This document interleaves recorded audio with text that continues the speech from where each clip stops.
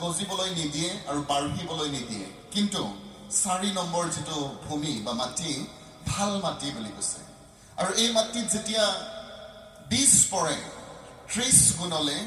60 গুণলে আৰু 100 গুণলে ফল উৎপন্ন কৰে 4টা ধৰণৰ মাটি আমাৰ হৃদয়কে ৰিপ্ৰেজেন্ট কৰে মানুহৰ হৃদয়ৰ ক্যাটেগৰী 4টা ধৰণৰ আছে আপোনাৰ হৃদয় এই 4টাৰ যিকোনো এটাতেই হ'ব পাৰে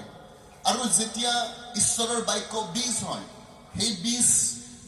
আপোনাৰ হৃদয়ত যেতিয়া পৰিব ই নিৰ্ণয় কৰিব যে আপুনি কিমান ফল উৎপন্ন কৰিব based on your heart condition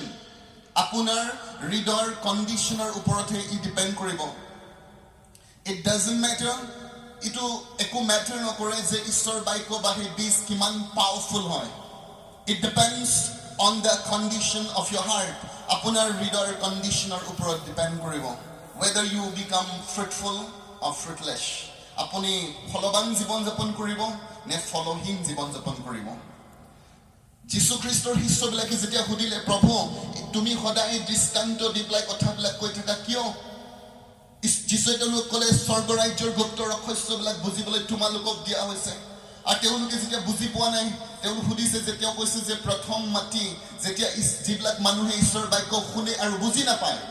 আৰু তেতিয়া পাপ আত্মা দুষ্ট আত্মাই আহি তেওঁলোকে শুনা বাক্যবোৰ কাঢ়ি লৈ যায় আৰু তেওঁলোকে ফল উৎপন্ন নকৰে দ্বিতীয় মাটি যিবিলাকে ঈশ্বৰৰ বাক্য শুনে আৰু তেওঁলোকে আনন্দৰে গ্ৰহণ কৰে কিন্তু সেই বাক্যবোৰ পালন কৰিবলৈ যাওঁতে যেতিয়া পাৰসিকিউশন আহে তাৰণা আহে আৰু তেতিয়া তেওঁলোকে এই বাক্যবোৰ পালন কৰিবলৈ এৰি দিয়ে আৰু তেওঁলোকে মৰহি যায়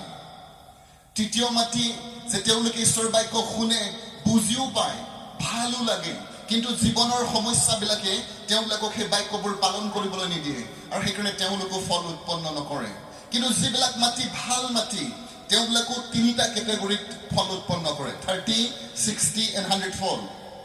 30% যদি কোনোবাই পায় স্টুডেন্ট বিলাকে জানে পাস হৈ যায় 60% is a first class আপুনি যদি 100% হয় ইউ আর আউটস্ট্যান্ডিং কিন্তু এটো কন্ডিশন মই তেতিয়া কেতিয়াবা মোৰ হাৰ্টতে প্ৰশ্ন কৰিছো প্ৰভু ভাল মাটি হলেও তিনিটা ধৰণৰ ৰিজাল্ট কেলে আৰু ঈশ্বৰে এটা কথাৰে মোক বুজাবলৈ ট্ৰাই কৰিলে যেতিয়া মানুহবিলাকে খেতি কৰে তেওঁলোকে জাস্ট খেতি কৰি প্লাই এৰি দিয়ে ভাল মাটিতে পৰিছিলে কিন্তু বাক্য শুনাৰ পিছত তেওঁলোকে ইমান কেয়াৰফুল নহয় আৰু সেইকাৰণে যদি আপুনি খেতি কৰাৰ পিছত আপুনি আপোনাৰ জেওৰা নিদিয়ে আপোনাৰ ফেন্সিং নাই তেতিয়াহলে গৰু ছাগলীবিলাকে আহি প্লাই খাব আৰু যি বাচিব এটোহে পাব আপুনি আমি ঈশ্বৰ